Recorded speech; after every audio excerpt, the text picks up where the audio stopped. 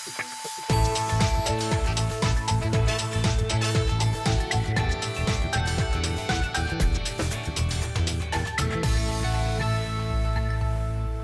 vertrouwensbreuk tussen Bagger en Oeriet. Het komt aan deze tafel waarom in twee verhalen. Zij is er op een ei oerest in Haas oer de Rek.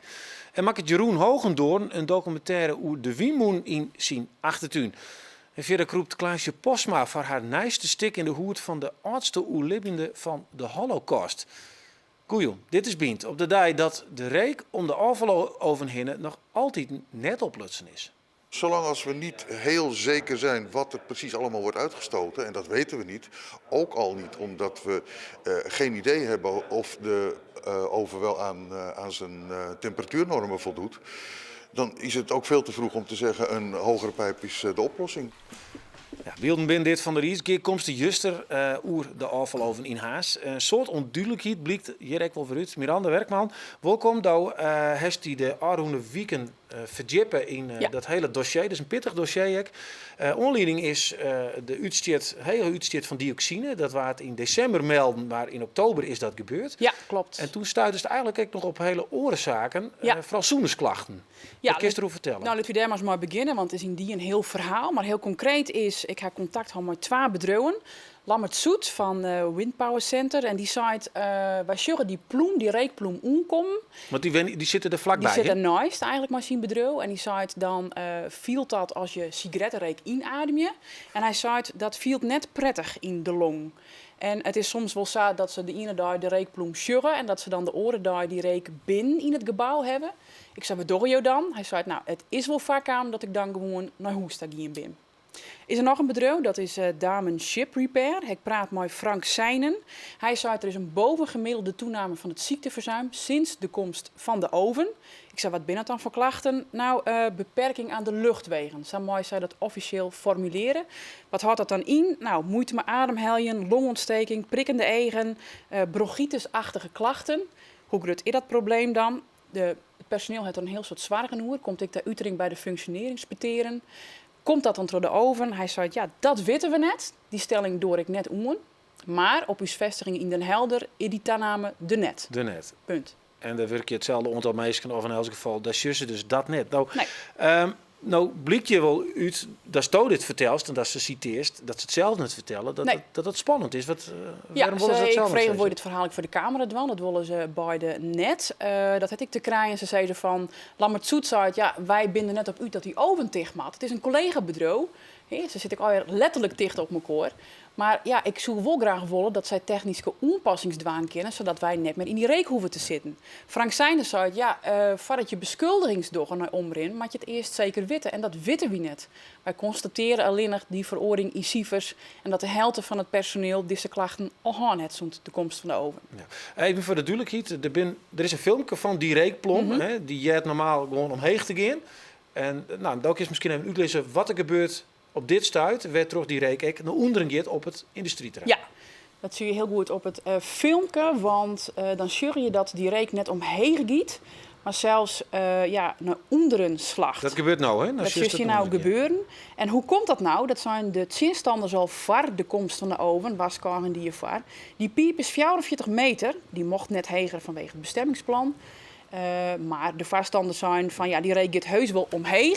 Nee, zijn niet zinstanders, want je hebt de windturbines, je hebt de invloed van het water, de temperatuur van het water is oors, het invloed.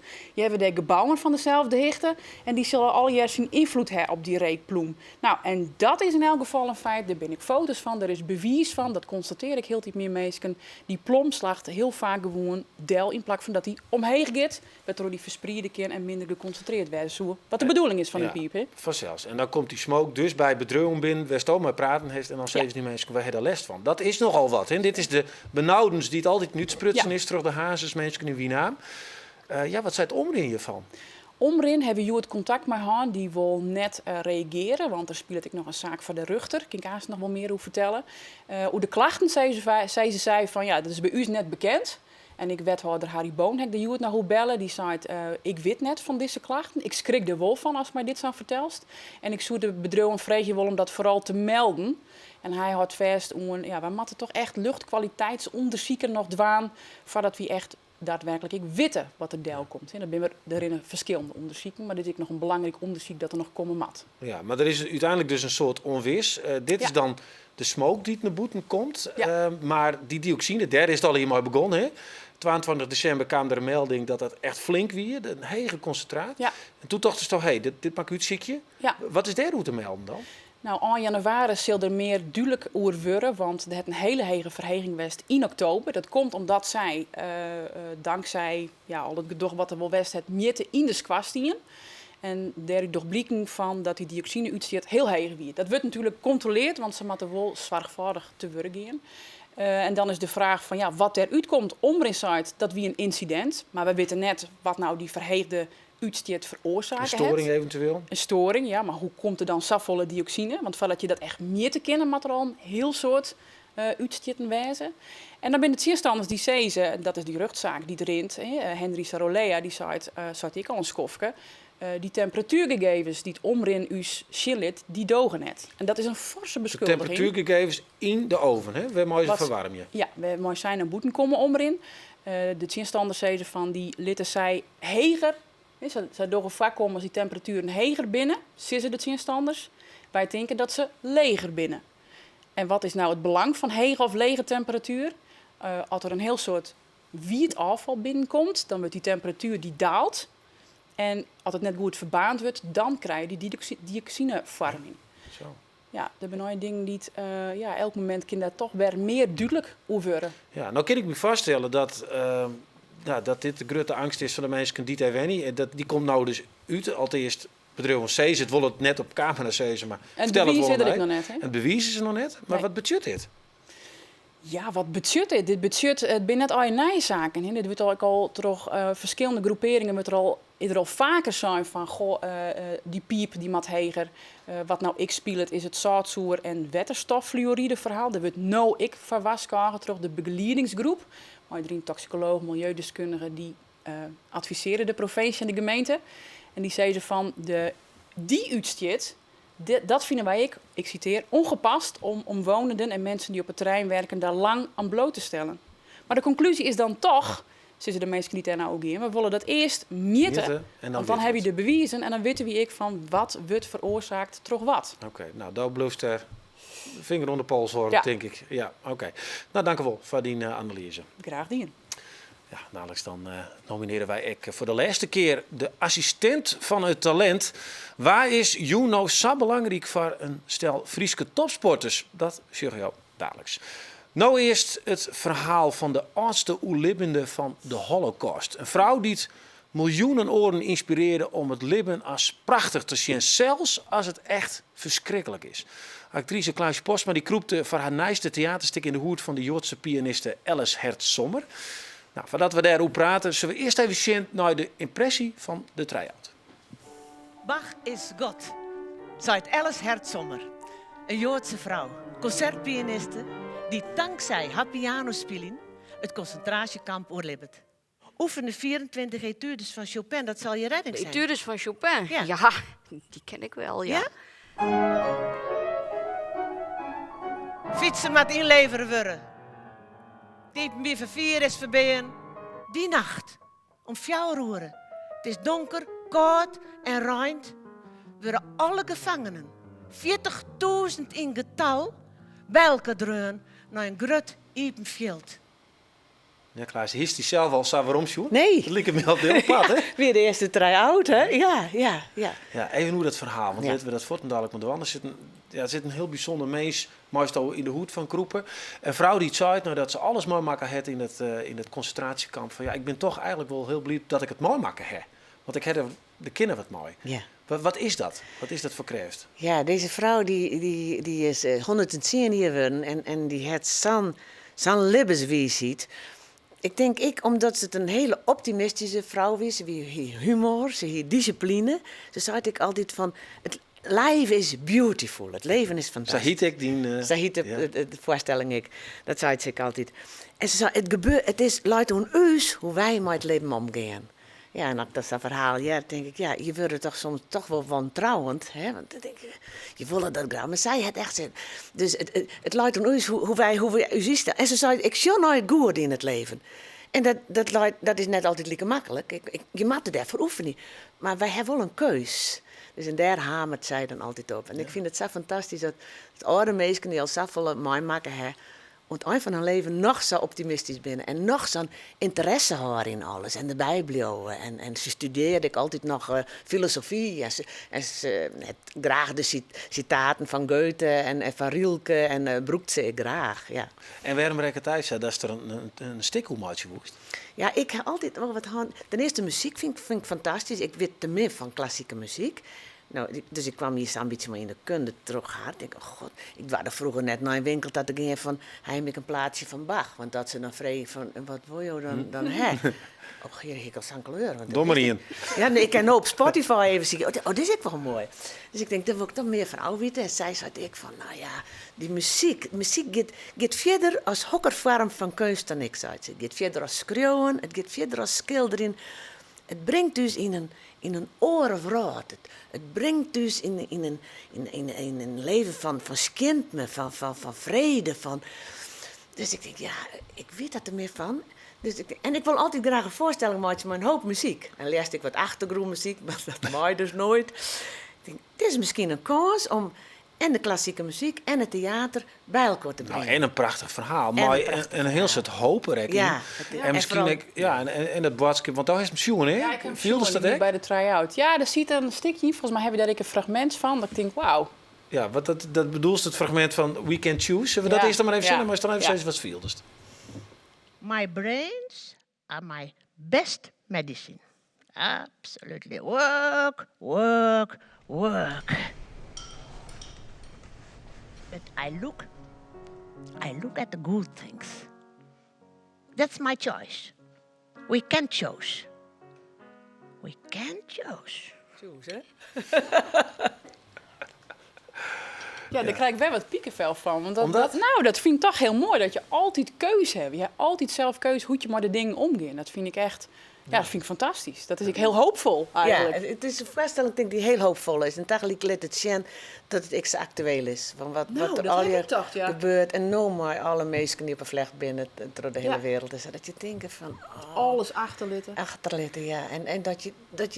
En dat je interesse houdt in elkaar. Hè? Dat je net maar wantrouwen En geen houdt. wrok. En geen wrok. Nou, dat is ook een les voor je beiden hier aan tafel. Je bent als Ik ben journalist een wakker, je doek als journalist op zo'n breuk. Er is dus hoop. En zij koert het zelfs in een concentratiekamp. Waarom, Fine? Ja. Ik bedoelde, brengt het eigenlijk bij die zelf erom op bepaalde dingen die ze in je leven mooi maken. Hij is toch, goh, hier misschien wel wat meer Savest als haar dan niet. Niet dat makkelijker worden. ik denk dat ik zo'n nieuwsgierig ik nog ben. Ik wel eens wat somber hier. Ik ben wel eens wat zwaarzettig. Zo. En denk ik, helemaal geen reden. Ik denk, hoe doet zo'n vrouw dat dan? Dus ik vind dat fantastisch om dan maar weer te denken van hoe het ken ik oors natuurlijk. Ik heb geen reden om te Maar somberen. heeft er dan wat van leerd? Heeft dat dan, is dan iets die oormjetten van wat nou broekenkist? Ja, en ik heb bijvoorbeeld dan steen je achter de coulissen en dan mij op, hè? En dan, wat heb ik mezelf weer op een hals zelf. En mag dit nou weer? En dan wil ik dit eigenlijk wel. En dan zie ik het uit meisjes, haar foto's die dan al in beeld. En dan zie ik haar zo mooi vredig zitten. En zij zei dan ik altijd van, zonder angst naar de vragen in het leven zien. En ik bedoel, als dit net zo'n grote vraag had ik opmaat, maar ik denk, oké, ik zie zien dat ik haar verhaal zo goed mogelijk oorbrengen kan. Ja. En het Is dat een soort onbevangenheid die ze nog steeds heeft, na alles wat ze meegemaakt heeft, vermoed je? Of? Ze is verstoren, hè? Ja, ze is verstoren, ja. Ja, zij had een soort... Een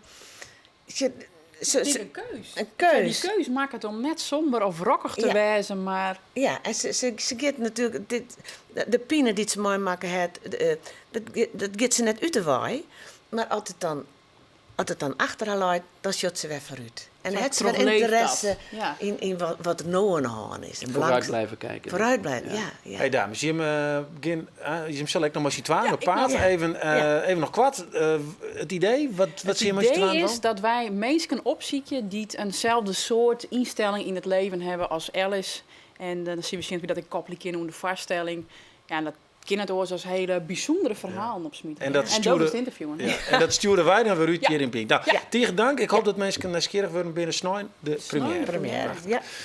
Wij zullen nou ik iets wat bijzonder is voor bijzondere mensen altijd is. Want het gaat over het Frieske Sportgala. De hele week al laten wij zien dat je een assistent nomineren kan. Het assistent van een talent. We zeggen Joet naar 3 jongens die het hele belangrijke mensen nomineren.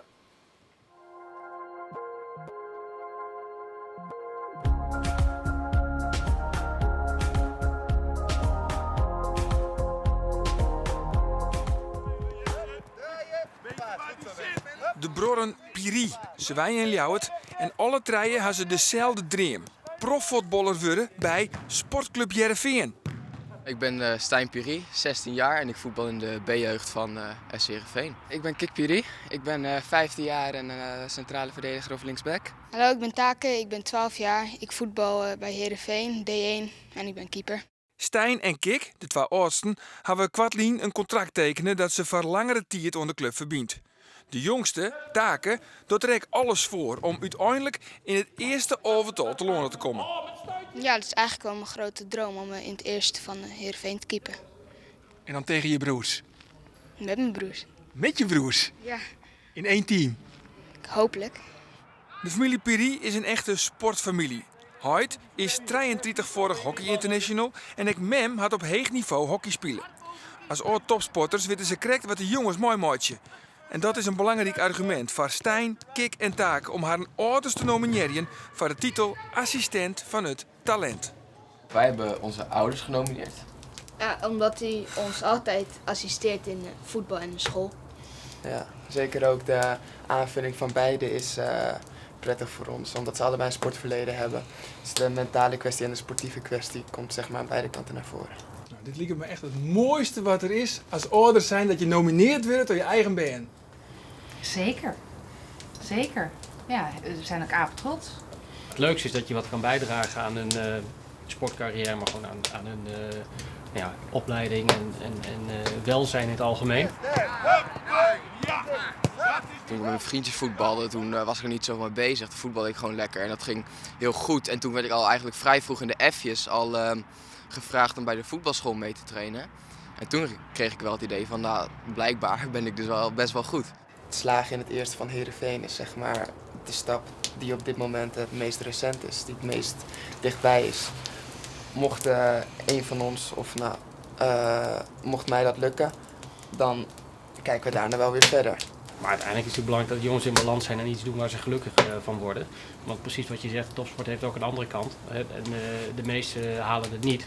Nee. Zo reëel moet je ook zijn. Dus je moet ook rekening houden met andere scenario's. En het is ook niet een ramp als je geen profvoetballer wordt. Ik bedoel, het is prachtig als je het wordt. Maar er zijn nog een heleboel andere leuke dingen die je kan doen. Take, dit is wat jij wil, hè? Ja. Je wil keeper worden. Ja, dat is mijn droom. Dat is mijn grote droom om te keepen in het eerste helft van Heerenveen. Niet van een andere club. Nou, we beginnen met Heerenveen en dan misschien later nog opbouwen. Ja. Misschien is er zelf ook een assistent die het helpt bij het sport. Nou, die kun je nomineren voor de prijs assistent van het talent. Even naar de website van sportgalafriesland.nl en vul dat dan in.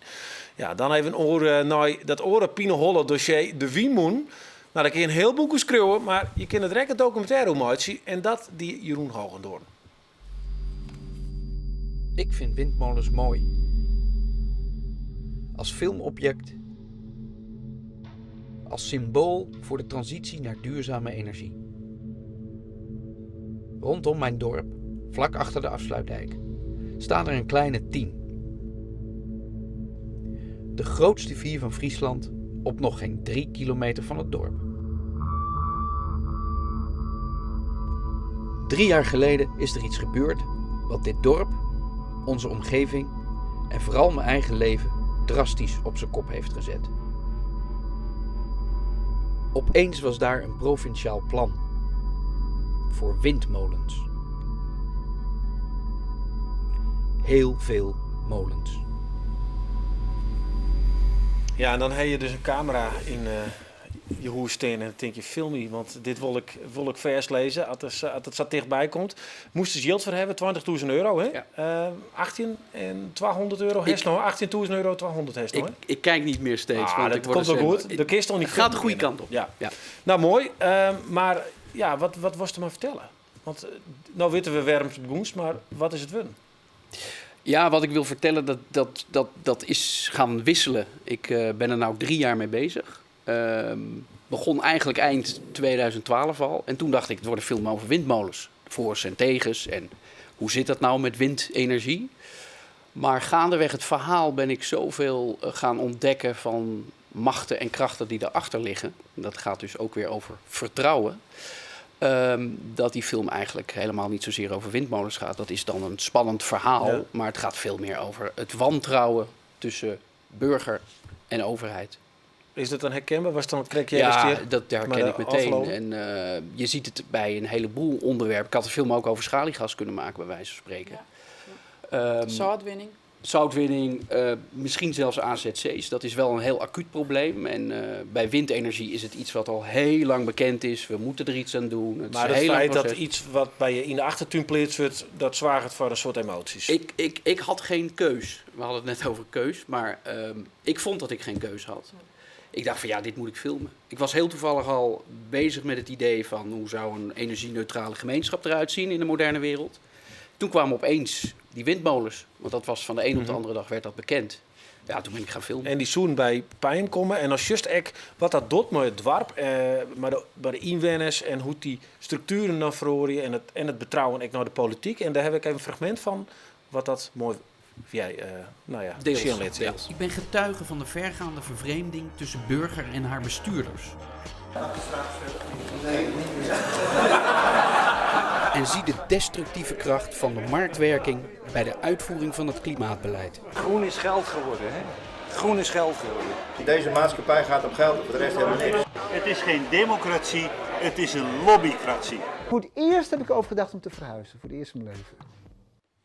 Ja, die man die barst dan die snikken uit, hè? Ja. Ja, maar hoe kun je uitlezen waarom dit een sleutelmoment is in die film? Nou, het is niet zozeer een sleutelmoment, maar je ziet bij de laatste man die ik persoonlijk goed ken, die zat ook in het actiecomité wat ik heel lang gevolgd heb, dat was altijd boos, Frederik, en heel fanatiek. Hij zei, het is belachelijk, het klopt niet, het deugt niet, het moet anders. En in een interview, wat normaal wat langer duurt dan een kwartiertje, merkte ik dat er iets heel anders achter zat. Hij was gewoon zo ontzettend bang dat hij uit zijn huis moest, omdat er niet meer te leven valt in zijn beleving. Vanwege de invloed van die windturbine. Ja, want hij kreeg ze dan ook voor en achter in zijn tuin. Tenminste, volgens een aantal plannen. Maar het gaat meer om wat je dan... Ja, dan ga je door een emotie heen. En hij zei van, nou, nu word ik in mijn veilige omgeving aangetast. Ja, en dan heb je dus geen keus meer. En daar gaat het vaak over. Nee. Precies. Die kan daar niks meer aan doen. Machteloosheid. Maar hoe is die film nou dan wun? Wat is nou dan nou ja, de je ziet nu al, daarna ging het over geld. Toen kwam ik erachter dat het begint met idealisme, heel vaak. Echt idealisme. Er zijn een heleboel mensen die een windmolen zijn begonnen of een parkje puur uit het idee van dit is goed voor de energietransitie. Die kant maar wie dacht ik uit. Absoluut. Nee, maar zeker. We moeten daar hoef ik geen discussie over te voeren. Maar je ziet dan dat het op een gegeven moment gaat het steeds meer over geld en over belangen. En het moeten realiseren van een park. En dan gaan mensen tegenover elkaar staan. Maar is het nou een protestdocument? Nee, zeker niet. Nee. Het is een heel kritisch document, maar het gaat... Ik heb laten zien, vooral in heel veel achterkamertjes, want ik mocht overal filmen. Ik heb me daar echt ingeworsteld. Dus ik stond in de hoek te filmen terwijl er hele spannende dingen gezegd werden. Die heb ik allemaal vastgelegd op camera. En daar ga ik het verhaal vertellen over wat er gebeurt na de woedende burger. Want er is ook een groep die zegt van nou, we kunnen wel steeds tegen blijven, maar we gaan het niet winnen van Den Haag. Dus we gaan met een alternatief komen. En dat was heel hoopgevend. Oké, nou, de rest is lekker makkelijk. De documentaire komt er, want die €20.000 is ik hou je eraan. Is er haast. En dan misschien wel bij de omroep. We zullen het zien. Je hebt tegen dank al hier voor je verhaal. Bedankt. Je ook tegen dank voor de zin. Dit is Bien dus van nou. En ik wens je nog een hele mooie jong verder.